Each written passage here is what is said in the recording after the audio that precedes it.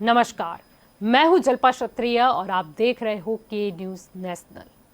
राज्यसभा में बुधवार को यानी कि आज संविधान 127वां यानी कि संशोधन विधेयक 2021 पर चर्चा की गई। लंबी बहस के बाद इस बिल पर मत विभाजन कराया गया। कुछ सांसदों ने संशोधन भी पेश किए लेकिन संशोधन खारिज हो गए।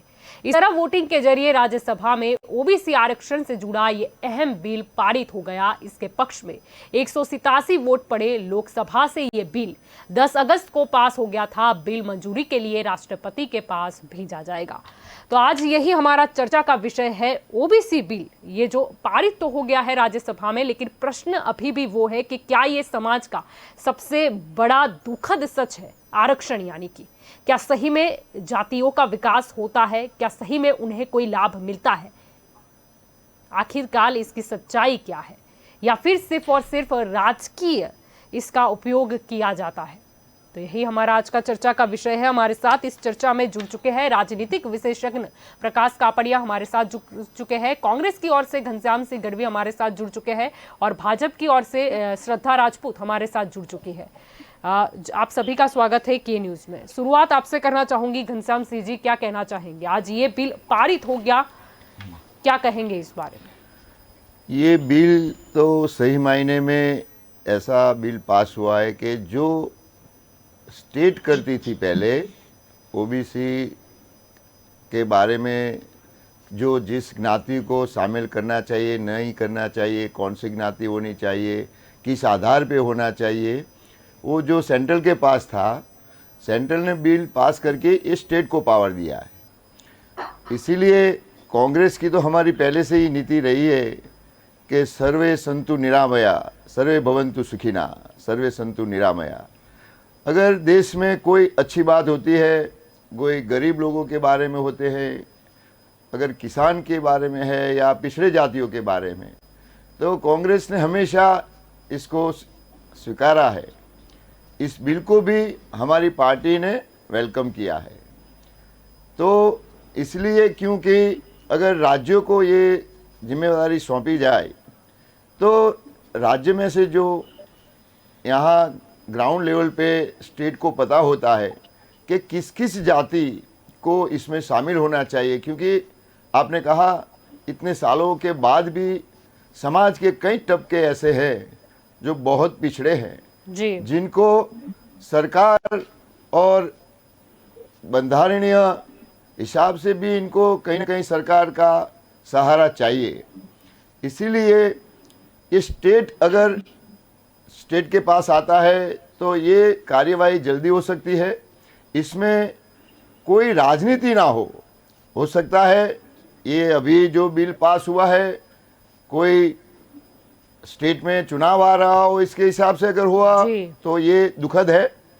अगर गरीबों के कल्याण के लिए, पिछड़ों के कल्याण के लिए अगर राज्य सरकार इसको देखेगी तो हमें खुशी होगी।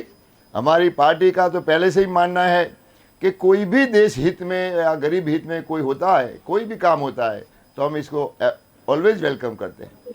जी बिल्कुल। आपकी ओर आना चाहूंगी श्रद्धा जी, क्या कहना चाहेंगे? आज ये राज्यसभा में भी बिल पारित हो गया।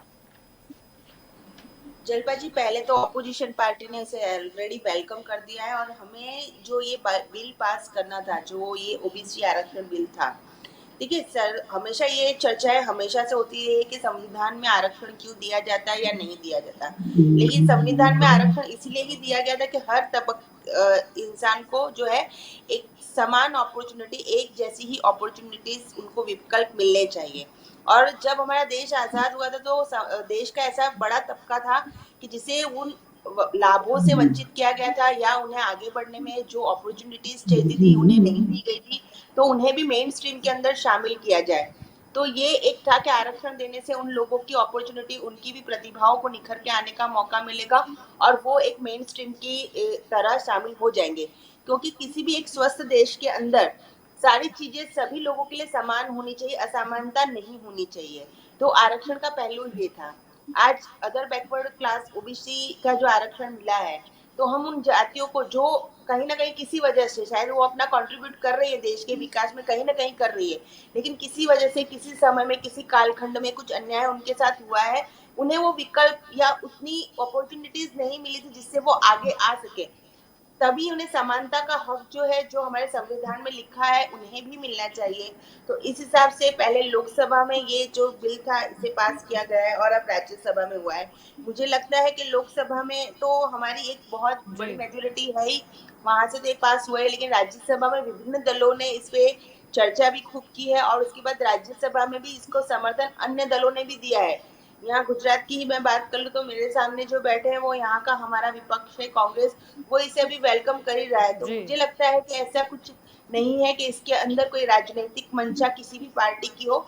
और जी दूसरी चीज है कि चुनाव तो हर वक्त आते जाते रहते हैं, इसकी वजह से कोई सदन में मानसून, अभी आज ये मानसून सदन चल रहा है, इसके बाद में विंटर सेशन आएगा, तो हर सेशन में कोई ना कोई बिल आते रहेंगे। और कहीं ना कहीं हमारे देश के अंदर इतने सारे राज्य हैं, तो कहीं ना कहीं विधानसभा, कहीं ना कहीं बाद में जब लोकसभा आएगी, या कहीं ना कहीं क्षेत्रीय चुनाव है, या जिला के चुनाव है, तहसील के चुनाव है, ये सब चलते रहेंगे, लेकिन इसका ये मतलब नहीं कि हमें किसी भी कामकाज को रोक देना चाहिए।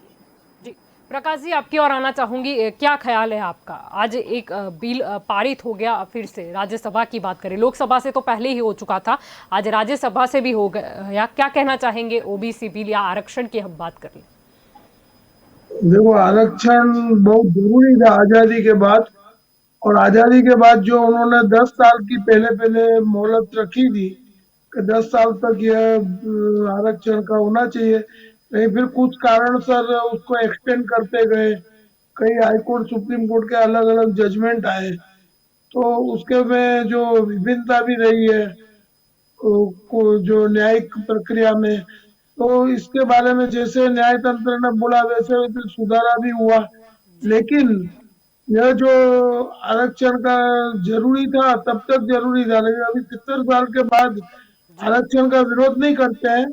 लेकिन जो जी आरक्षण के कारण जो भी अभी परिस्थिति का निर्माण हुआ है कि गरीबी, पहले से ज्यादा गरीबी रेखा के नीचे जीने वाले बीपीएल लोग हैं, उनकी संख्या बढ़ी है, जी जनसंख्या भी कुछ बढ़ी है, लेकिन उनके हितों का रक्षण नहीं किया गया। जो इकोनॉमिकल बैकवर्ड, अभी उसका 10% जी इन्होंने महत्तम दिया हुआ है कि 10% से ज्यादा हम उसको इकोनॉमिकल बैकवर्ड क्लास को नहीं देना चाहिए, ऐसा इन्होंने बोला है। लेकिन अभी जो बीपीएल की संख्या बढ़ी है, अभी महंगाई बढ़ी है, सरकार का प्रशासन कुछ जी निष्क्रिय रहा है, तो प्रजा की तकलीफें भी बढ़ी है। तो इकोनॉमी बैकवर्ड क्लास की जो 10% है उसको जी बढ़ा के 30-32% करना चाहिए।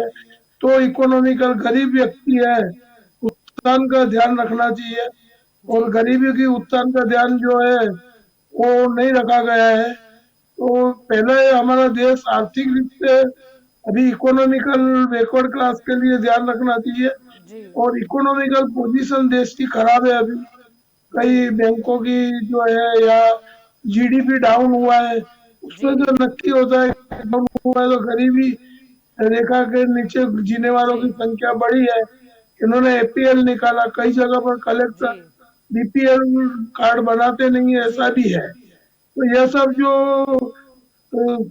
सरकार ने जो भी निर्णय लिए है, ये लोकसभा में दोनों पक्षों का हित जो है, वोट बैंक का हित है, चाहे जी भाजपा हो, चाहे जी कांग्रेस हो, चाहे दूसरे पक्ष हो, एनसीपी हो, तो इनका हित जो है मेन वोट बैंक की राजनीति है। इसमें ओबीसी को क्या बेनिफिट होता है, या इकोनॉमिकल बैकवर्ड क्लास को क्या नुकसान होता जी है, जी उसका रखा गया है। और जी इकोनॉमिकल बैकवर्ड क्लास है, उसका उत्थान हमारे समाज में सबके लिए जरूरी है। और ओबीसी भी जरूरी है, ऐसा नहीं है। अभी की परिस्थिति कुछ चेंज हुई है, तो आत्मनिर्भर बनाए थे, तो सरकार का दावा है। जी अब आत्मनिर्भर बना है पहले से, तो आरक्षण जो है वो बढ़ाना नहीं चाहिए, या उसके अंदर बहुत जातियों का समावेश दिया है। और स्टेट गवर्नमेंट को ये सत्ता दी गई है, वो जो आर्टिकल 343A3 के अंदर जो ये किया है, वो चैलेंजेबल आर्टिकल है। भले लोकसभा में बिल मंजूर हो गया, लेकिन अभी सुप्रीम कोर्ट ने भी कई आदेश दिए हैं कि जो अभी अभी बोला गया जो क्रिमिनल जी लोग हैं, उनका रिकॉर्ड भी पक्षों के पास नहीं है। 8 पक्षों को सुप्रीम कोर्ट ने दंड किया है आज के न्यूज में, तो उनके पास कोई डेटा ही नहीं है कि कैसे ये लोगों को टिकट दी जाती है। जी जो लोग क्रिमिनल है, इकोनॉमिक क्रिमिनल है, हार्डकोर क्रिमिनल है, ऐसे लोगों जी सुप्रीम कोर्ट ने मोहलत दी है लेकिन पेनल्टी के साथ दी है। तो सभी राजकीय पक्षों का हित प्रजा के हित में नहीं है, उनके पक्ष के हित जी में रहा है, इसके लिए उन्होंने जी मंजूरी दी है। जी सबने अंगुली ऊंची कर दी। इसका मतलब यह है कि इसमें वोट बैंक की राजनीति है और स्टेट को ये नहीं देना चाहिए। पहले सुप्रीम कोर्ट का जजमेंट आया हुआ है कि सेंट्रल गवर्नमेंट को यह अपने हाथ में रखना चाहिए, क्योंकि ये समीकरण सभी राज्यों में अलग अलग प्रकार से मूल्यांकन होगा, उसमें गरीबों का हित का ध्यान नहीं रखा जाएगा, सिर्फ जी वोट बैंक का ध्यान रखा जाएगा। जी ऐसा अभी प्रजा मानती है। जी बिल्कुल। घनश्याम सिंह जी आपकी और आना चाहूंगी। अगर योगी जी की बात करें, उत्तर प्रदेश की बात कर ले, तो आने वाले समय में चुनाव है और योगी जी एक लिस्ट तैयार लेके ही बैठे हैं कि किन जातियों को आरक्षण में हम ला सकते हैं। तो क्या लगता है कि इसका उपयोग क्या होगा आने ये वाले चुनाव की? अगर हम बात कर ले, गुजरात में भी चुनाव है, पंजाब में है, उत्तर प्रदेश में है। अगर जलपा ऐसा करेंगे तो बड़ी दुख की बात होगी, क्योंकि सब लोगों ने समर्थन इसलिए दिया है, सभी पार्टियों ने, कि सभी पिछड़े वर्ग है, इनका कोई ना कोई इसमें हिस्सेदारी हो समाज में, इनको कुछ आगे आने का मौका मिले। अगर वो राजनीति करेंगे तो इससे कोई दुखद बात नहीं होगी, क्योंकि मुझे खुशी है कि श्रद्धा ने भी पहले स्वीकारा कि किसी न किसी हिसाब से कई लोग पीछे रह गए थे, पिछड़े रह गए थे, इनके लिए ये सब हो रहा है। और कापड़िया जी से मैं बिल्कुल मैं इसको सहमत होता हूँ, जी क्योंकि ये शायद हो सकता है कि बहुत लोग मानते हैं कि ये राजनीति है। अगर ये बिल जो लाया गया है यूपी के चुनाव के मद्देनजर रख के ही ये किया गया है, अगर ऐसा होगा तो इसके लिए सभी पार्टियों को दोबारा सोचना पड़ेगा। और अगर ये बात कभी, मैं मानता हूँ और मेरी रिक्वेस्ट भी है जो भारतीय जनता पार्टी और सरकार से, कि इस पे राजनीति कभी मत कीजिए, क्योंकि ये पिछड़े वर्ग, एक गरीब लोगों के लिए जी ये जो आपने प्रावधान रखा है, जी स्टेट को आपने पावर दिया है, ये पावर गरीबों के हित में इसका इस्तेमाल किया जाए, ना कि राजनीति के तौर तरीके इसमें किया जाए। क्योंकि अगर ऐसा होगा जी तो सही मायने में जिसको जरूरत है, जो जरूरतमंद लोग है, इसको बड़ा नुकसान होगा, ये दुखद होगा और देश के लिए भी बुरा होगा। क्योंकि हमारी नीति है पिछड़े वर्ग, गरीबों को, गरीब तबके को मदद करने का, इसलिए हमने सबने सपोर्ट किया है।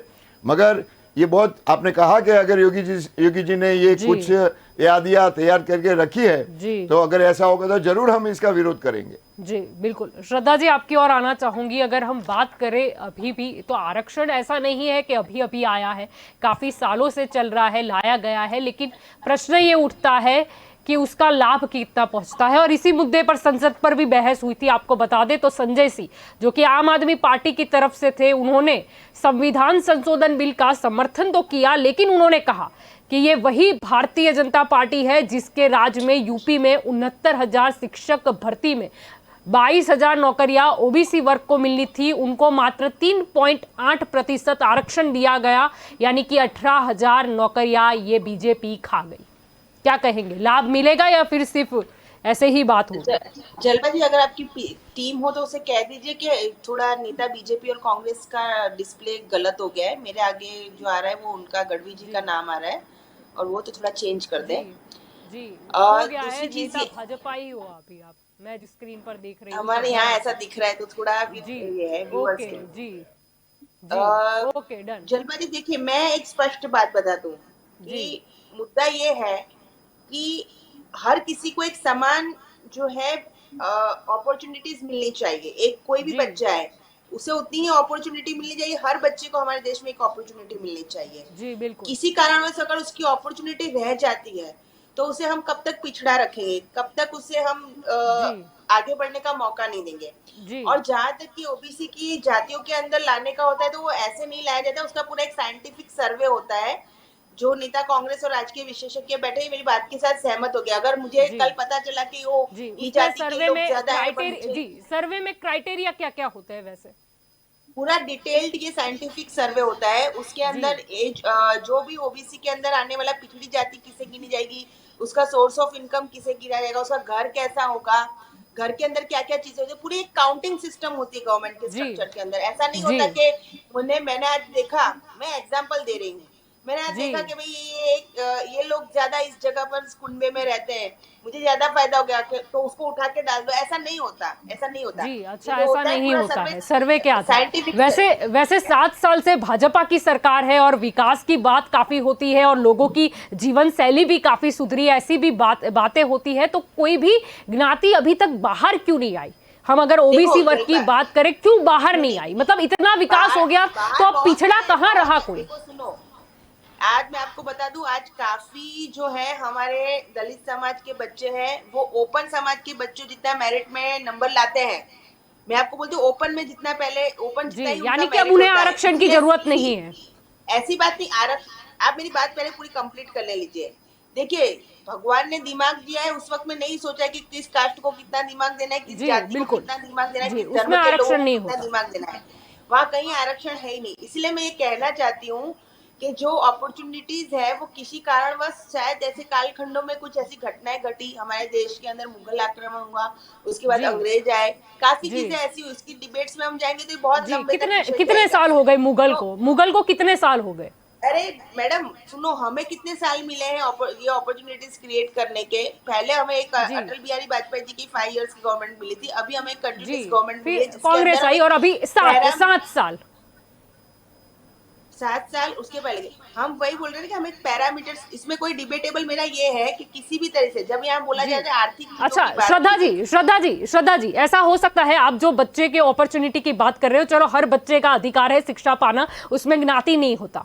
अगर सरकार फ्री एजुकेशन दे दे, आरोग्य की सुविधा है वो अपडेट कर दे, फ्री है ना? नजीवी दर में कर दे, तो फिर कहाँ रहा कोई पिछड़ा? शिक्षा मैं का ही जल्पा मुद्दे जी से आपको शुरुआत यही होती बोलना है, चाहती हूँ। शिक्षा से ही मैं- आरक्षण की शुरुआत होती है, नौकरी तो बाद में की बात है। अरे आप मुझे ये बोलने दीजिए, फ्री एजुकेशन है गवर्नमेंट के अंदर, अगर आज है तो आप स्वास्थ्य की सुविधाएं देखिए तो आयुष्मान भारत के अंदर जितने भी क्रिएटिव जी किया गया, मिशन इंद्रधनुष के अंदर जितना भी बच्चों का टीकाकरण, अभी कोरोना का टीकाकरण आयुष्मान भारत में उठा के आप डेटा देख ले, कितने ऑपरेशन जो महंगे महंगे हुआ करते थे वो सारे के सारे आयुष्मान में टाइप प्राइवेट हॉस्पिटल से लेके गवर्नमेंट हॉस्पिटल, यानी कि सबको समान करा जा रहा है, तो फिर आरक्षण कहां से आया? मुद्दा मेरा वही है। अगर सरकार, मैं तो मान लेती हूँ फ्री एजुकेशन दे रही है, हेल्थ सर्विसेज बहुत अच्छी दे रही है, सबको राशन भी मिल रहा है, सबको सब कुछ मिल रहा है, सरकार सब कुछ दे रही है और विकास बहुत ही अच्छा जा रहा है, फिर आरक्षण का मुद्दा कहां से आया? एक सेकंड, आप मुझे शांति से सुनिए। पहले 125 करोड़ का देश है, इस देश की भौगोलिक स्थितियां अलग अलग है, इस देश के राज्यों की स्थितियां अलग अलग है, इस देश की एक अपनी फ्लेवर अलग अलग है। देखिए, अगर हम मुद्दा, मैं आपको एक सिंपल एग्जांपल होती कल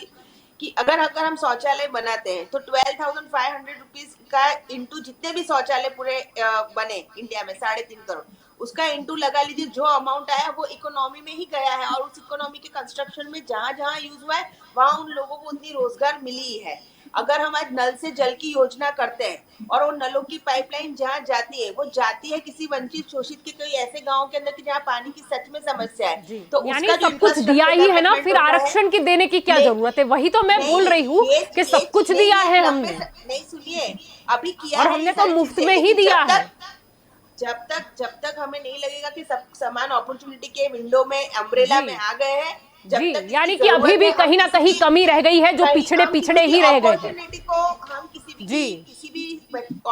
की भी अपॉर्चुनिटी को हमारे संविधान के तहत हम उसकी किसी की अपॉर्चुनिटी नहीं छीन सकते। और इसी बात पे देखिए, इस बात से अगर कोई भी दल असहमत होता तो ये बिल नहीं, क्या है ना, बहुत ही सेंसिटिव टॉपिक है वो, क्या है सब माने ना माने, बहुत ही सेंसिटिव टॉपिक है। जी जी, चाहे ये, लेकिन अगर ये इसमें कुछ भी ऐसा कुछ होता तो लोग, पर नहीं, मैं ऐसा बोल रही हूँ, आप जब विपक्ष की नहीं, आप विपक्ष की बात कर रहे हो कि विपक्ष ने समर्थन किया, चलो बहुत अच्छी बात है, लेकिन विपक्ष ने कुछ सुझाव दिए, कुछ संशोधन भी बताए, तो वो भी अपना लेते।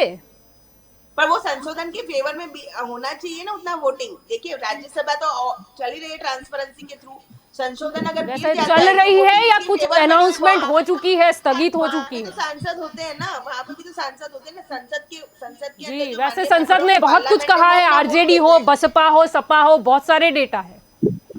जी, मैं वही घनश्याम बोल सिंह रही जी हूँ ना आप कि कुछ बोलना चाह रहे थे। हाँ। जी श्रद्धा जी आपकी ओर भी लौटूंगी। जी घनश्याम सिंह जी। ये श्रद्धा की बात से मैं इसलिए सहमत नहीं हूँ कि मुगलों की और अंग्रेजों की बात करते हैं। ये हमारी समाज व्यवस्था में कुछ कमी रह गई थी, जो लोग पिछड़े रह गए। अच्छा उसकी हमारे हमारे हमारे अरे हमारे समाज व्यवस्था हमारे में ब्रह्म क्षत्रिय वैश्य ने शूद्र जो कहा जाता था, ब्रह्म क्षत्रिय वैश्य ने शूद्र, ये हमारे समाज व्यवस्था की कमी थी। इस कमी को दूर करने के लिए जब कांग्रेस ने आज़ादी के बाद बंधारण की रचना की, इसमें बाबा साहब आम्बेडकर ने इन समाजों को पूरा इनमें शामिल करने के लिए कुछ प्रावधान रखे। इसके बाद काका कालेलकर पंच बना, इसके बाद गुजरात में बख्शी पंच बना, जिसमें इस बख्शी जस्टिस कमीशन में बख्शी जी ने शुरू में 78 कम्युनिटी को शामिल किया। बख्शी जी ने खुद गांव-गांव जाके हर जगह से इसका मायना लिया कि कौन से समाज कहाँ है, इनकी स्थिति क्या है, इनकी हालत क्या है। ये जिम्मेवारी हमारे समाज की थी, ये कोई मुगल और अंग्रेजों की देन नहीं थी। इसीलिए ये हमारी समाज व्यवस्था की कमी थी श्रद्धा जी, और इसको पूरा करने के लिए हमारी कांग्रेस पार्टी ने तो बहुत पहले से किया। आपकी पार्टी ने तो इसके लिए वीपी सिंह की सरकार को गिरा दी थी। आपकी पार्टी ने तो माधव सिंह सोलंकी की सरकार गिरा दी थी। जब हमने गरीब की बात की, 27% रिजर्वेशन की जब हमने बात की, तब माधव सिंह सोलंकी की सरकार गिराई थी। और आज भी आपकी सरकार गुजरात में 25 साल से है। इनको आप बजट में क्या दे रहे हो? 27% को आप 7% भी नहीं दे रहे हो। इसलिए अगर कोई पिछड़े वर्ग इसमें शामिल होता है तो ठीक है, मगर इसको शामिल करने से पहले ये सोचना चाहिए कि हम जो पहले हैं, पहले से इनको क्या दे रहे हैं। जी, इनको और कोई injustice ना हो। जिनका का विकास हो गया है, उनको भी अब ऊपर के लेवल पे ला देना चाहिए, हटा देना चाहिए। हमारे अहमदाबाद डिस्ट्रिक्ट में ओबीसी समाज के ऐसे पिछड़े वर्ग है जिनको ऊपर आसमान और नीचे जमीन है। आज भी 25 साल से गुजरात में बीजेपी की सरकार होते हुए, मोदी जी की सरकार 7 साल से होते हुए, हम इसको जस्टिफिकेशन नहीं कर पाए हैं। इसलिए अगर ये बिल जो है वो तो स्टेट को पावर दिया है, इसमें और ज़्यादा कुछ नहीं है। और अभी ये स्टेट तय करेगा कि इसमें कौन सी जाति होनी चाहिए, नहीं होनी चाहिए। मगर जब मोदी साहब खुद, आप जब श्रद्धा कह रही है कि इसका रिसर्च होगा, इसके बारे में जो पंच बनेंगे, पंच इसमें क्या करेंगे, ऐसा करेंगे मगर खुद जब मोदी साहब गुजरात में सीएम था, इन्होंने मोदी जाति को इसमें जब शामिल किया, तभी सुकन्याबेन भट्ट जस्टिस का पंच था। इन्होंने एक सवाल किया था कि मोदी ज्ञाति सोशली इनका क्या अभी स्टेटस है, ये स्टेट इतना क्या पिछड़ा है। तो मेरी मोदी जाति से, मोदी लोगों से, इस ज्ञाति से मेरा कोई विरोध नहीं है। समाज के जिन जिन जरूरतमंद है इनको शामिल होना चाहिए, मगर इसमें राजनीति करके, राजनीति दबाव में आके कोई ऐसी दबंग जातियां इसमें ना जाए जो सही जिसका हक है वो खा ना जाए। जी आपकी ओर आना चाहूंगी। प्रकाश जी क्या कहना चाहेंगे यहाँ पे? जब बात होती है, पहले ऐसा था कि जो पिछड़े वर्ग के लोग थे उन्हें कहीं ना कहीं लोगों की टीका का सामना करना पड़ता था, उनको काफी दर्द होता था, बहुत ही ज्यादा, मतलब मानवता के खिलाफ नजारा देखने को मिलता था। लेकिन अब नजारा ये सदी में कुछ और देखने को मिलता है, खास तौर पर राजनीति भी। अगर कोई नेता ऐसा बोल दे कि मैं पिछड़ा वर्ग का हूं, तो बस उसने मत बटोर दिए, बस बहुत ही ज्यादा वो हो गया कि नहीं ये ग्राउंड लेवल का व्यक्ति है, ये काम करके दिखाएगा। यानी शब्द का प्रयोग अब कुछ उल्टा हो गया है। सबको ही बनना है कि नहीं मैं तो पिछड़ा जाति का हूं और मेरे साथ बहुत ही अन्याय हुआ है और अब मैं लोगों के बीच में रहा हूं, मैंने गरीबी देखी, अब मैं गरीबी को दूर करूंगा। लेकिन ऐसा कुछ होता नहीं है। अगर ऐसा हुआ होता तो काफी सारी ज्ञाति बाहर आ जाती, ओबीसी वर्ग के। जरूरत नहीं होती अभी ये बिल की। जी प्रकाश जी। ये श्रद्धा जी ने जैसे बताया कि जन्म से जो दिमाग है सबका अलग अलग होता है, और ये बात सही है कि जन्म से कर्म मान है, वो जी उन्होंने स्वीकार किया है जी कि जन्म की राजनीति लंबा टेम्पररी चल सकती है। तो कोई जी पिछड़ा वर्ग है, जी अपने जो कुरान, बाइबल, जी रामायण, महाभारत, और सभी में कहा गया है कि कर्म महान है। तो कर्म की राजनीति ठीक है। स्टार्टिंग में हम आजाद हुए तब जो कुछ था, पिछड़ा वर्ग था, उसके अंदर जो असमानता थी, वो समाज का जो भी जुना इतिहास है, उन्होंने बताया मुगल साम्राज्य, अंग्रेज के टाइम में जो भी होता था, जातियों का विभाजन हमारे पास अंग्रेजों ने किया था। और हम अंग्रेजों को, जो ईस्ट इंडिया कंपनी ने 200 साल शासन किया, उसमें वर्ग विद्रोह करके हमको गुलाम बना दिया। नहीं, हमको उस गुलामी में से बाहर निकलना है अभी। और जी गुलामी इसी के लिए थी, आर्थिक व्यवस्था हमारी कुछ अस्त व्यस्त थी उस टाइम पे जब अंग्रेजों ने किया। अभी अपने एफडीआई जो बिल लाए हैं, भाजपा लाई है, पहले कांग्रेस लाई थी, भाजपा ने विरोध किया, फिर भाजपा ही वो बिल लेकर के आए। फॉरेन डायरेक्ट इन्वेस्टमेंट को अभी हम अंदर आने दे रहे हैं, तो हमारे जी समाज का वर्ग विग्रह नहीं हो, उसका ध्यान रखना चाहिए, ऐसा मेरा जी मानना है। लेकिन अभी जो राजकीय पक्ष है, वो अपना हेतु सिद्ध करने के लिए वो ये वोट बैंक की राजनीति है। और इसमें कोई अरे विकास की बात पर जो है, जी वो वोट जो है, वो कोई बात विकास की होती है, लेकिन प्रजा जो वोट देती है, वो कुछ जातिवाद और कौमवाद की राजनीति कुछ बढ़ी हुई है। जैसे अटल बिहारी वाजपेयी ने ही उनको, मोदी जी को कहा था कि रात धर्म निभाना चाहिए। जी इसी तरह से रात धर्म निभाने की बात है, वो बहुत कुछ किए जाती है। इतने बड़े नेता हमारे अटल बिहारी वाजपेयी, जो विरोध पक्ष में भी रहे हुए हैं, और उनका भी जो जी सम्मान किया जाता था, वही यदि अपने हमारे जो मुख्यमंत्री थे उस टाइम पे, उनको कहा मोदी जी को कि रात धर्म निभाने में कहीं हुई है, उन्होंने सद्भावना मिशन चालू किया, सबको एक करने की कोशिश करी, वो बात जी भी आवकारदायक है कि इन्होंने जो जातिवाद को बढ़ावा नहीं देने का ऐसा वचन भी दिया था, लेकिन वो सिद्ध नहीं हो पाया।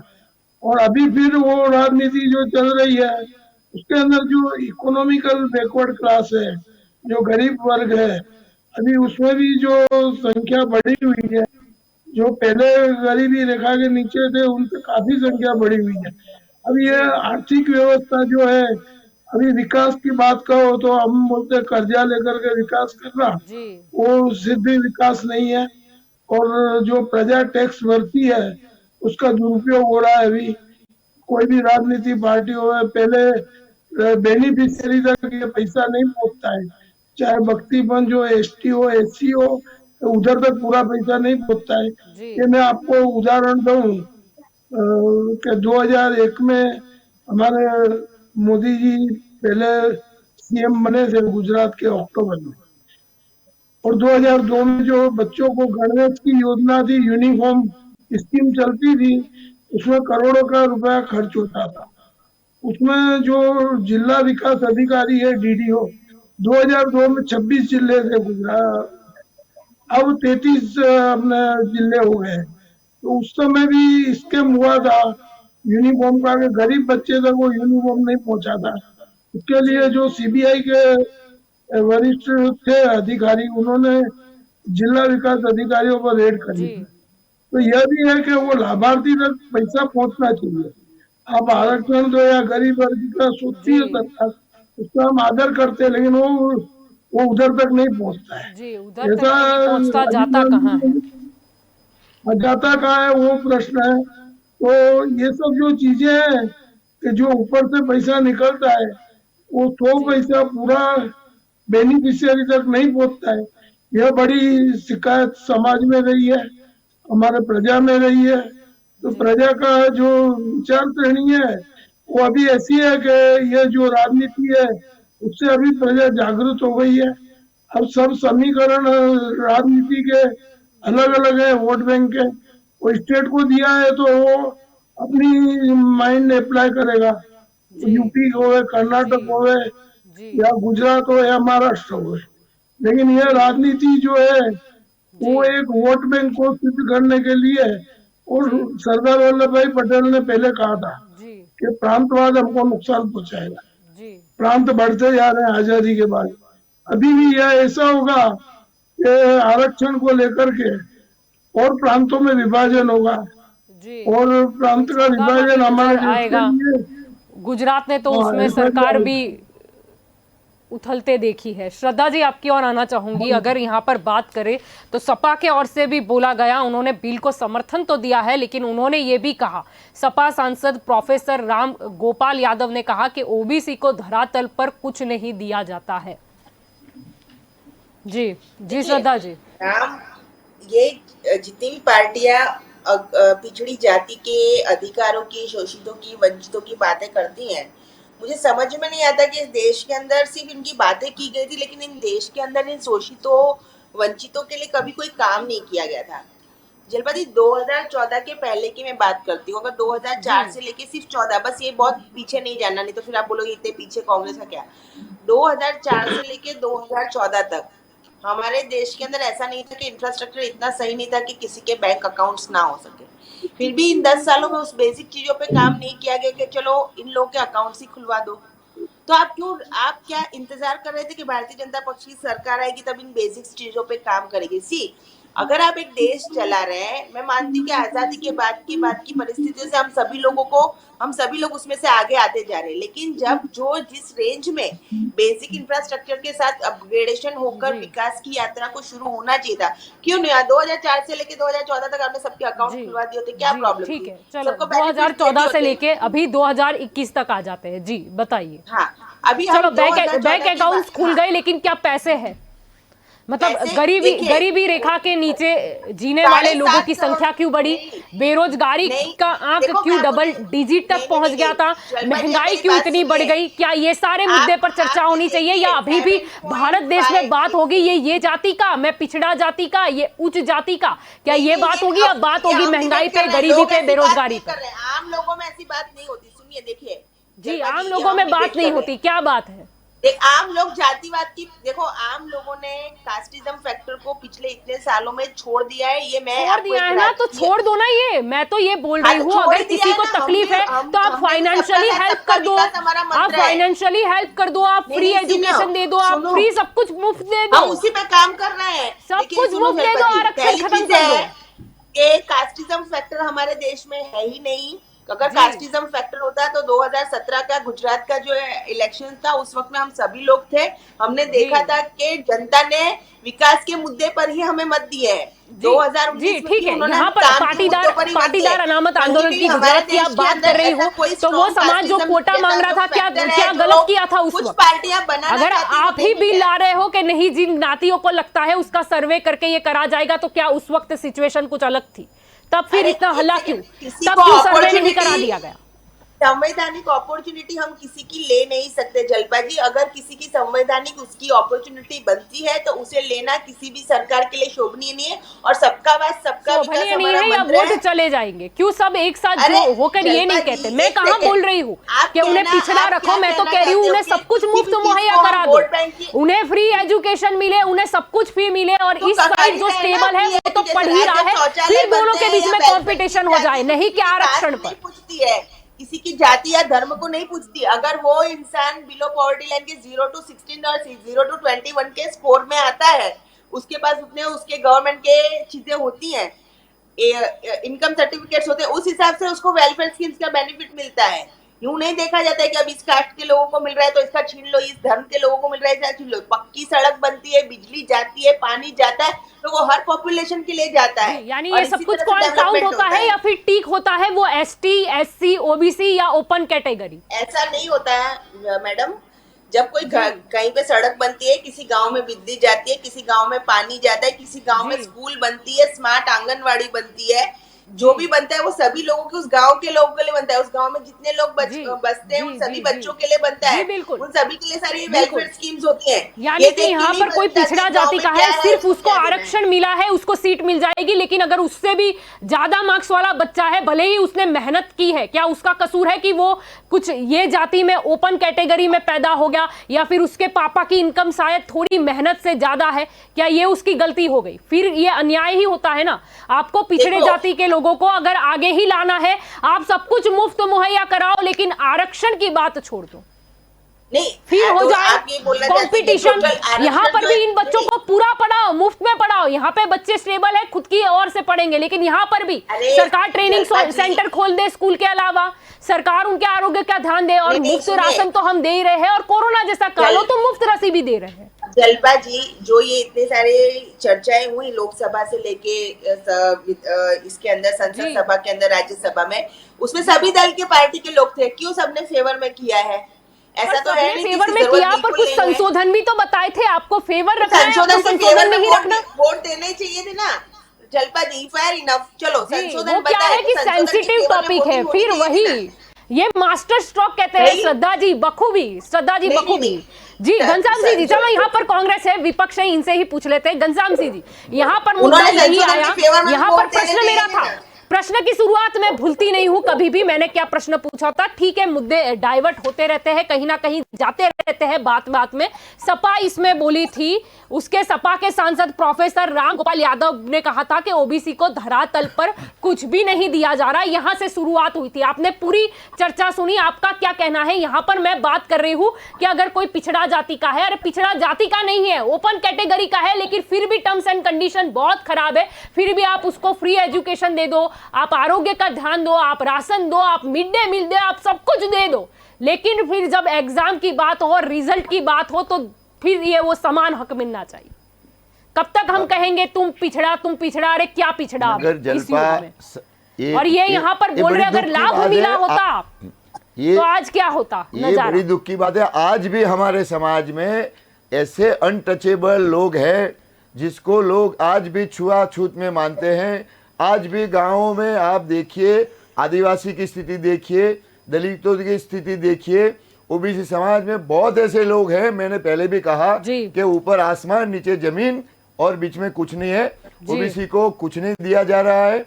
आज वो जो हम मानते हैं कि गुजरात में और पूरे देश में कम से कम 50% से ज्यादा आबादी ओबीसी लोगों की है जी, आज जो इनको पार्लियामेंट में या विधानसभाओं में जो बजट पारित किया जाता है, इनके हिसाब से इनको कितना बजट दिया जाता है जी, आज गुजरात में हम मानते हैं कि 50% से ज्यादा 54% हमारी आबादी है। आज वहाँ 27% तो हमारा रिजर्वेशन है, मगर 7% भी इनका बजट नहीं होता है। इसलिए राम गोपाल की बात बिल्कुल सही है कि ओबीसी आज भी धरातल पे है, आज भी ओबीसी को कुछ नहीं दिया जाता है। जी। और मुझे यहाँ राजनीति नहीं करनी है, मगर आप भारतीय जनता पार्टी की श्रद्धा जी की सरकार, इन्होंने तो ओबीसी का जब मंडल कमीशन का इम्प्लीमेंटेशन वीपी सिंह जी ने किया था, तब इनकी सरकार गिरा दी थी। मंडल और कमंडल वाली बात चलाई थी। जी, मंडल की राजनीति यूपी। कहा, मंडल किया था। यूपी। इसीलिए आज भी समाज के बहुत ऐसे समाज है जो बहुत पिछड़े हैं, इसीलिए इनको जरूरत है ये आरक्षण की। मैं आपकी बात ये आप करती है जलपा जी, क्या इसमें सबको ओपन में ला दो, सबको इकोनॉमिकल के साथ जी, सपोर्ट से बना जी। दो, क्योंकि यहाँ पर बातें होती है कि सबका विकास हुआ है, सबको सब कुछ मिल गया है, तो फिर कर लेना ऊपर। मेरी बात इस पर है, ये सूत्र है मोदी जी का, सबका साथ सबका विकास, जी। मगर ये बोलना है सिर्फ जी, सूत्रे सब देना साथ है, में हो जाए, बातें करनी है। फिर समानता मगर की बात हुई थी, इसलिए मैंने भी बिल्कुल समानता की इसमें बात कोई कर ली। सोशल आज भी इनजस्टिस हो रहा है। आज भी आप गांवों में जाके देखिए, आज भी दलितों को कुएं से पानी नहीं भरने देते हैं, आज भी इनको मंदिर में नहीं जाने देते हैं, आज भी ओबीसी के लोग मजदूरी कर रहे हैं, अपने बच्चे को खाने के लिए कहीं ना कहीं इसको मजदूरी के लिए भेजना पड़ता है। इसीलिए आरक्षण की जरूरत है। साहू जी महाराज ने उस जमाने में आरक्षण देने की बात कही थी, तब इनके कई सलाहकारों ने कहा था कि आरक्षण की जरूरत क्या है। तब इन्होंने कहा था चलो कल सुबह में हम इकट्ठे होते हैं। इन्होंने अपने सभी घोड़े को एक जगह पे खड़े किए और एक दूर जगह जहां इनको घास रखा, और इनके सभी जो दरबारी थे, इनके जो सलाहकार थे, जो मना करते थे, आरक्षण के विरोध में थे, इनको एक जगह खड़ा किया और घोड़े को एकदम सबको छोड़ दिया। जो घोड़े ताकतवर थे वो आगे पहुंच गए, वो वहां जाके घास खा लिया। जो कमजोर घोड़े थे वो पीछे रह गए, वो भूखे रह गए। तभी साहू जी महाराज ने इनको दरबारी को कहा कि क्यों पीछे रह गए। तभी इनको इंडियन सलाहकारों ने कहा कि ये तो कमजोर थे इसलिए नहीं जा सके। तभी साहू जी महाराज ने कहा इसलिए आरक्षण की जरूरत है कि अभी भी समाज में बहुत कमजोर लोग हैं, जी। कई ताकतवर लोग इनका खाना जी। खा जाते हैं, जी। इसलिए इस ताकतवर लोग इनका जी। खाना ना यानी खा ले इतने सालों से और इनको- आरक्षण इनको दिया जा आरक्षण रहा है, मिले। अभी तक वो अभी तक आज मजबूत भी नहीं वो बने, साहू जी मजबूत आज नहीं जो बने साहू मतलब। जी महाराज ने किया था, यानी विकास आज नहीं भी हुआ। समाज में यही हालत है, जी, यानी कि विकास नहीं हुआ। विकास नहीं जी। कहाँ अच्छा, है इन यहाँ लोगों पर ने? बात बार बार यही आती है कि दल से यहाँ पर सम्मति बनी है, और- ये बिल और पारित हो भारतीय गया, जनता पार्टी लेकिन की तो ना- संशोधन था, पहले से वो तो संशोधन था, बंधारण के संशोधन खिलाफ का थे, क्या? वो तो बंधारण को समुद्र में फेंक देने की बात करते थे। आज भी प्राइवेटीकरण हो रहा है, प्राइवेटीकरण हिसाब से ये गरीब लोगों को इनको रिजर्वेशन का बेनिफिट नहीं मिलेगा। ओबीसी को तो सिर्फ सोशली और इकोनॉमिकल बैकवर्ड है। सोशल इकोनॉमिकल का मतलब ही ये है कि वो समाज में पीछे है, आर्थिक पछात है, सामाजिक पछात है। जो सामाजिक जिसकी स्थिति पछात है, इनको आरक्षण मिले, इसलिए जातवाद ये देश में जी। जात पात पे और जो ये आरक्षण मिलता है वो सामाजिक है, इसलिए सोशल बैकवर्ड जो है, इकोनॉमिकल जो गांवों में जिसको जी। खाने का नहीं है, इनको जरूर ये आरक्षण मिलना चाहिए। जी। मगर ये स्टेट को जो दिया है इसका मतलब ये ना हो कि इसमें कोई ताकतवर जाति या वोटों के राजनीति करके ये इसमें शामिल ना हो जाए। जी, प्रकाश जी आपकी ओर आना चाहूंगी। हमने सब कुछ बातें सुनी, एक तरफ हम बात सुनते हैं कि हम बहुत ज़्यादा आगे बढ़ रहे हैं देश में, हम बात करते हैं, सुनते हैं विकास की, हर पार्टी कहती है कि नहीं हमने ये किया, हमने इतना इतना लाभ दिया, हम इतने साल से ये बेनिफिट दे रहे हैं, आरक्षण से इतनी नौकरियां मिल गई, ये हो गया वो हो गया। तो फिर आज भी हम जातिवाद की अगर हम बात कर ले, ओबीसी की बात कर ले, आरक्षण की बात कर ले, हम यहाँ पर क्यों टिके हैं? या तो फिर ये जो लाभ कागज पे दिखाया जा रहा है वो सही में इन ज्ञातियों को नहीं मिला, इसलिए ज्ञाति ऊपर नहीं आई, सिर्फ और सिर्फ मत ढटोलने के लिए ये इस्तेमाल किया जाता है कि इतना हम लाभ देते हैं, लेकिन असल में कुछ नहीं जाता। या तो फिर ऐसा है सही में विकास हो रहा है, तो शायद ऐसा है कि पिछड़े वर्ग है, मतलब गरीब वर्ग है, वो गरीब का गरीब रहा है और लाभ कहीं ना कहीं अमीर वर्ग पर जा रहा है, यानी विकास हुआ है लेकिन यहाँ पर नहीं। क्या कहना चाहेंगे प्रकाश जी?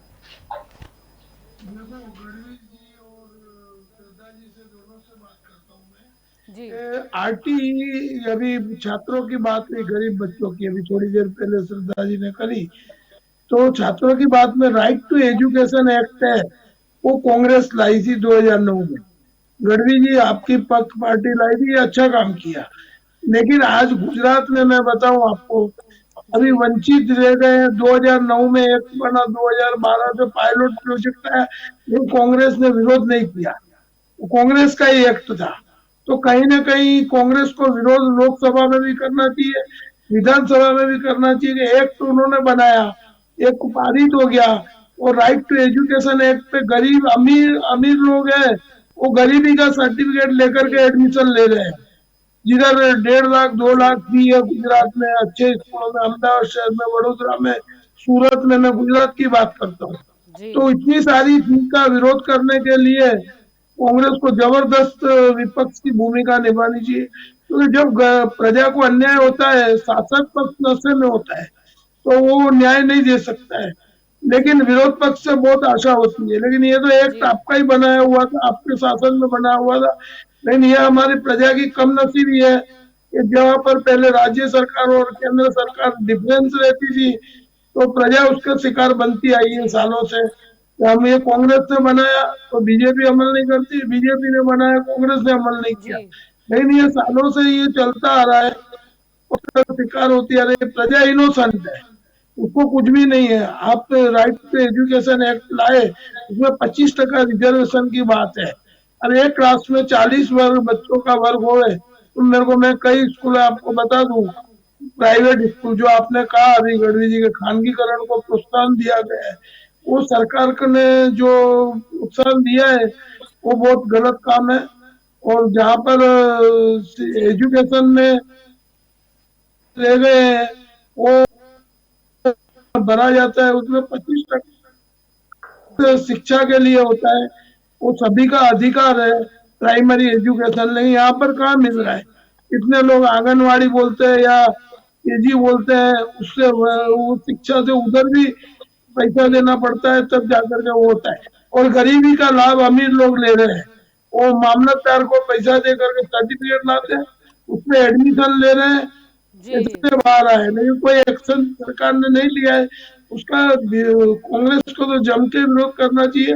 मैं प्रजा के हित की बात करता हूँ, मैं भाजपा कांग्रेस की बात नहीं करता हूँ।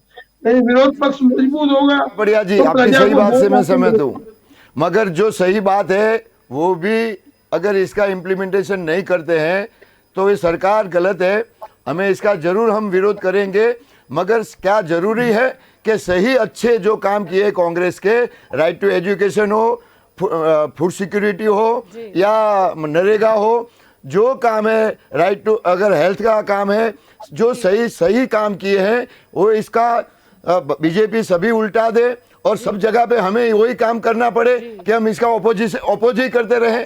ओपोजिशन करना, ओपोज करना हमारी जिम्मेवारी है, हमें करना चाहिए, मगर सही काम जो किया है गरीब लोगों के लिए, इसका भी हमें हर वक्त वही काम करना पड़ेगा। जी जी, श्रद्धा जी ये आपकी और ये बात आना तो चाहूंगी यहाँ पर। प्रशासन जी प्रशासन जी प्रकाश जी बोल प्रशासन लीजिए, जी प्रकाश जी बोल लीजिए। जी इसमें प्रकाश से जी। प्रशासन जो है वो निष्क्रिय रहा है, ब्यूरोक्रेट उसका अमलीकरण करने में निष्क्रिय रहा है। तो जो शासक पक्ष है इनकी नियत उसको नहीं है। ब्यूरोक्रेसी ब्यूरोक्रेट तो किससे चलता है? इनकी नियत नहीं है पार्टी की, भारतीय जनता पार्टी की नियत नहीं है गरीब के बच्चे पले पढ़े, कि गरीब के बच्चे को खाना मिले, गरीब को बच्चे को फूड सिक्योरिटी एक्ट में इनको पूरा खाना मिले, इनकी नियत नहीं है। ब्यूरोक्रेसी तो किसके हाथ में होती है? ये तो घोड़े होते हैं, आदमी घोड़े। इसका अस्वार जो होते हैं, घोड़े का जो अस्वार होता है, इसकी लगाम किसके हाथ में होती है? आपके हाथ में। जो अगर जिस घोड़े की लगाम हाथ में नहीं है, इस पे सवारी नहीं करनी चाहिए। जी जी, श्रद्धा जी आपकी ओर आना चाहूंगी यहाँ पर। जी प्रकाश जी आपकी ओर भी लौटेंगे। टीआरएस के सांसद, तेलंगाना राष्ट्र समिति के सांसद प्रकाश पांडे ने बताया था कि उनकी पार्टी इस बिल का समर्थन करती है, जैसे कि आप बता रहे हो कि हर ने समर्थन किया है। उसके साथ उन्होंने ये भी कहा था कि 50% आरक्षण लिमिट के चलते ज्यादातर मामलों में आरक्षण 20 से 22% ही लागू हो पाता है। हमने हमेशा पिछड़ी जातियों के जनगणना की मांग की है, हम एक बार फिर भारत सरकार से ओबीसी की जनगणना की मांग करते हैं। और ये भी कहा उन्होंने कि ओबीसी की बात आती है तो क्रीमी लेयर भी आ जाता है, 50% की लिमिट आ जाती है। और ये क्रीमी लेयर कहां से आया हमारे समाज को ये पता नहीं चलता। क्या कहेंगे? समर्थन की बात तो आपने सुन ली, इस मुद्दे पर क्या बोलेंगे? 50% आरक्षण के लिमिट की काफी कांग्रेस के ओर से भी ये सवाल उठाया गया था, सपा के ओर से भी ये सवाल था। जी लिमिट की बात है, जो 50% की लिमिट की बात है, उसे आगे अगर हमारे संविधान के अंदर आगे किसी को कोर्ट में, न्यायालय में चैलेंज करना हो तो उसके लिए ये ओपन अप है।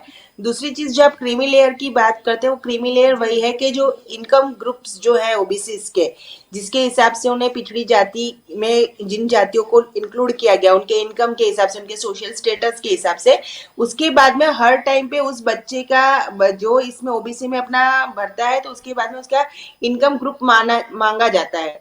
उस इनकम ग्रुप के अंदर देखा जाता है कि जो उसके फादर की इनकम जो है वो इतनी आ गई है, जो अप्रोप्रिएट है उसकी फैमिली को स्ट्रक्चर करने के लिए, तो वो सब क्रीमी लेयर में आ जाते हैं।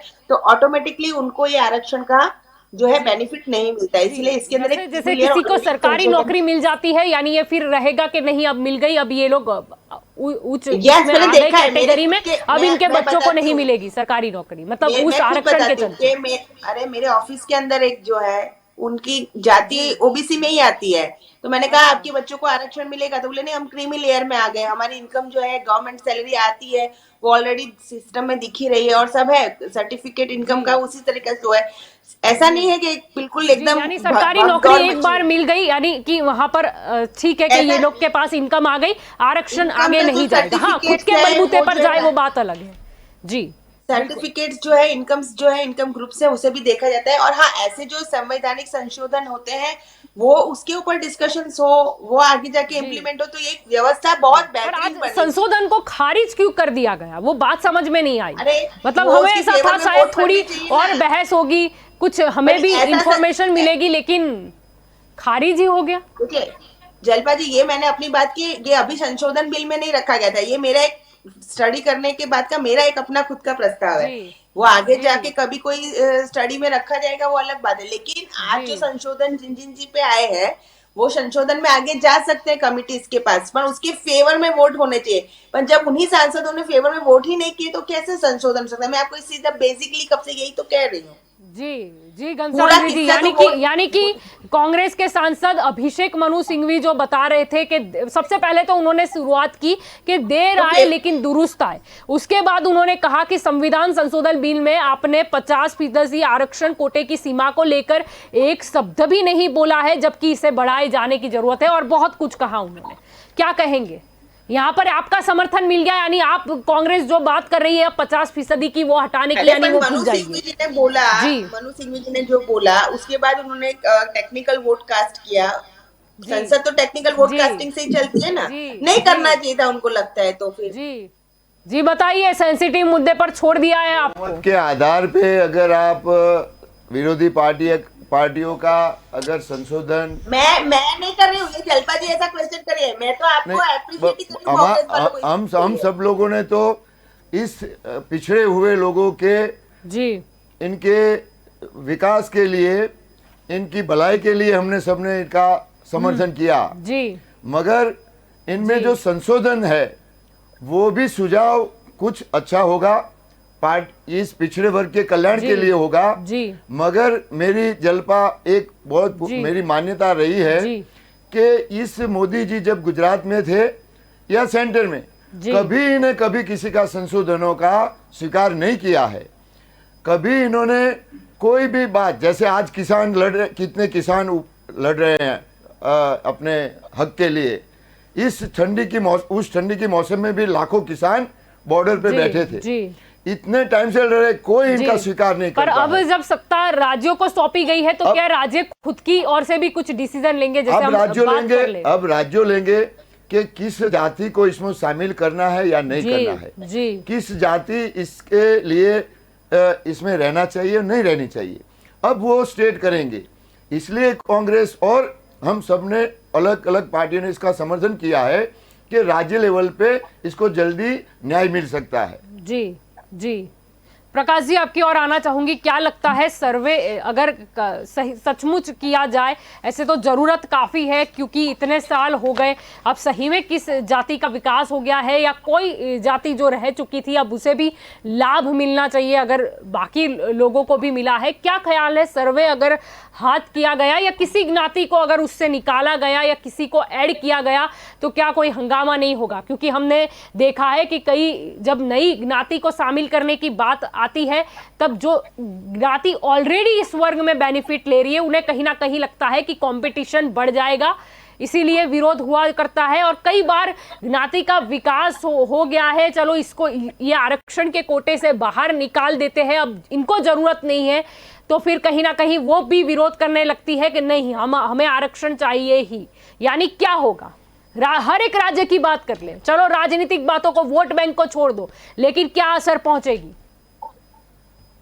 इसमें न्याय की बात ऐसी है कि जिसका विकास हो गया है जो जाति का, उसको स्वेच्छा से बोलना चाहिए कि मुझे रिजर्वेशन नहीं चाहिए। जिसका विकास हो गया है, आर्थिक विकास हो गया है, दूसरी तरह से विकास हो गया है, तो उसको अपने आप छोड़ देना चाहिए। पहली बात तो यार, फिर भी जो है बार बार न्यायालय में जाना पड़ता है, कितने जातियों को, कितने लोगों को, और इतनी सारी पिटीशनें हो रहे तो प्रशासन कमजोर है।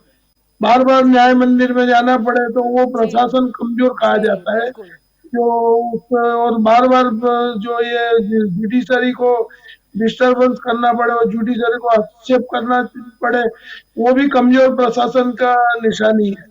तो इसमें जो प्रशासन है वो कहीं ना कहीं वो जातिवाद को प्लस माइनस करने में, उसमें भले राजनीति अपने भूल जाते हैं कि नहीं करेंगे, लेकिन वो स्वाभाविक है, कोई भी पार्टी होगी, इन्होंने साथ मिलकर सबने समर्थन दिया है तो उसका उपयोग करेंगे ही। राज्यों को जो सत्ता दी है तो उसमें ये हंगामा होने वाला ही है। किसको भी अन्याय होगा तो वो आदमी चिल्लाएगा कि भाई मेरे से अन्याय हुआ, या किसको निकाल दिया, किसको शामिल किया, उसका मूल्यांकन और उसका जस्टिफिकेशन उस राज्य को देना पड़ेगा। या प्रजा धीरे धीरे जागरूक हो रही है, 70 साल से जो थी जागृति है, लेकिन आंदोलन अभी नहीं हो रहे हैं। सरकार कैसे न कैसे करके उनको दबाने की कोशिश कर रही है, पुलिस का मार्ग लेकर के या मंदिर आंदोलन की नहीं दे सकते। तो ये जो लोकशाही पे प्रहार है, ऐसा प्रजा का जो डर का माहौल है उसमें से बाहर निकालना बहुत जरूरी है। और जातिवाद को जो ये प्लस माइनस करने में 100% राजनीति होगी, ये मैं अभी स्पष्ट रूप से कह सकता हूँ जी कि ये लाया इसके लिए है जी बिल के, ये लोग राज्य को दिया है तो राज्य सरकार उसका मिसयूज जी करेगी, ये जी निश्चित बात है, लेकिन सामने विरोध भी होगा जी। वैसे और प्रकाश जी, यानी चुनौती बात होगी। यही हुई कि अगर मतलब ओपन कैटेगरी वाले हैं उनको महंगाई बिल्कुल अफेक्ट नहीं करेगी, आरोग्य शिक्षा की क्या व्यवस्था है वो उनको अफेक्ट नहीं करेगी, ना उन्हें गरीबी अफेक्ट करती है और ना उन्हें बेरोजगारी अफेक्ट करती है, यानी कि आप ओपन कैटेगरी के हैं तो आप सब कुछ भूल जाइए और राजनीति के लिए भी इस्तेमाल किया जाएगा, यानी ओबीसी वर्ग को जो सही में फायदा पहुंचना चाहिए वो भी नहीं होगा, सिर्फ राजनीति होगी, क्योंकि ये राज्यों के पास सत्ता है। और देखते हैं अब बारी एक्चुअली ये आ गई कि राज्यों ने कितना विकास किया है, अब पता चलेगा कितनी ज्ञाति बाहर आती है और कितनी अंदर जाती है, ये भी एक पैरामीटर रहेगा। तो आप सभी इस चर्चा में मेरे साथ जुड़े, इसलिए आप सभी का शुक्रिया। तो दंगल देश का में आज का हमारा मुद्दा था कि समाज का सबसे दुखद सच है आरक्षण। क्यों इतने साल हो गए आजादी के, फिर भी हम ये जातिवाद में पड़े हैं, हम आरक्षण में पड़े हैं। कहाँ कमी रह गई कि इतने साल से हम अगर आरक्षण का लाभ दे भी रहे हैं फिर भी वो वर्ग आज तक ऊपर नहीं आ पाया, या फिर हमने लाभ ही नहीं दिया।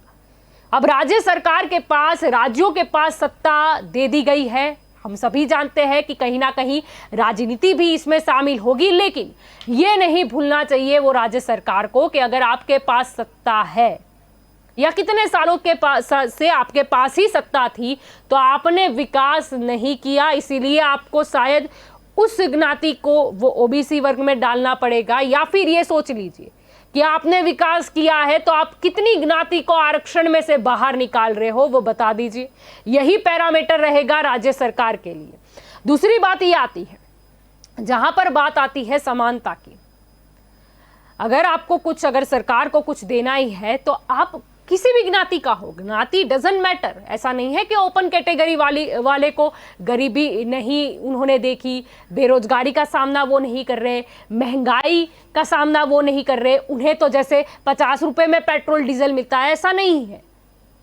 महंगाई सभी को उतनी ही इफेक्ट करती है, सभी को उतनी कीमत अदा करनी पड़ती है, पेट्रोल डीजल की कीमत हो या किसी चीज वस्तु की कीमत हो। अगर आपको सरकार को कुछ देना है तो आप सभी ज्ञाति के पैरामीटर पर नहीं, आप देखिए कि किन किन बच्चों को नहीं वो उनके फाइनेंशियल कंडीशन के हिसाब से पढ़ पा रहे, तो आप क्या फाइनेंशियली बेनिफिट कर सकते हो, या फिर आप मुफ्त शिक्षा कितनी दे सकते हो। आप मुफ्त शिक्षा दे दो, आप मुफ्त आरोग्य दे दो, फिर कहां से बात आई। अगर उसे शिक्षा बखूबी सरकार दे रही है तो फिर उसे कहां जरूरत पड़ी आरक्षण की, वो खुद ही पढ़ लेगा बच्चा, अपने दिमाग से खुद ही आ जाएगा मुकाबले में। आप सरकार के ऊपर है, सरकार कितना उनका विकास करती है। आरक्षण से बच नहीं पाएंगे, बात करनी है विकास की, बात आरक्षण की करनी नहीं है, बात हमें विकास की ही चाहिए अब, कि कितनी ज्ञातियों का विकास हुआ। और ये चीज पूरे देश में भी देखी जाएगी। ऐसा नहीं है कि जहां पर भाजपा अभी रूलिंग पार्टी है, भाजपा की सरकार है, वहां पर ही देखेंगे। 7 साल हो गए, पूरे देश में कितनी ज्ञाति आगे आई है, कितने लोगों का विकास हुआ है, वो भी तो देखना होगा। और पैरामीटर क्या है, यही है कि कितनी ज्ञातियों का समावेश होता है और कितनी ज्ञाति इसमें से बाहर आती है। यानी कि सरकार को सोचना होगा कि अब वो झोल नहीं चलेगा कि अपने राजनीतिक फायदे के लिए किसी समाज के नेता को लेकर फिर उनको ओबीसी का सर्टिफिकेट पकड़ा दिया। ऐसा नहीं होगा, जवाब देना होगा, सर्वे करना होगा, और हाँ जिन्हें जरूरत है उनको लाभ भी देना होगा। अब बात होगी कि क्या लाभ दिया और क्या विकास हुआ। तो दंगल देश का में अभी बस इतना ही। ज्यादा जानकारी के लिए आप जुड़े रहे के न्यूज़ के साथ। नमस्कार।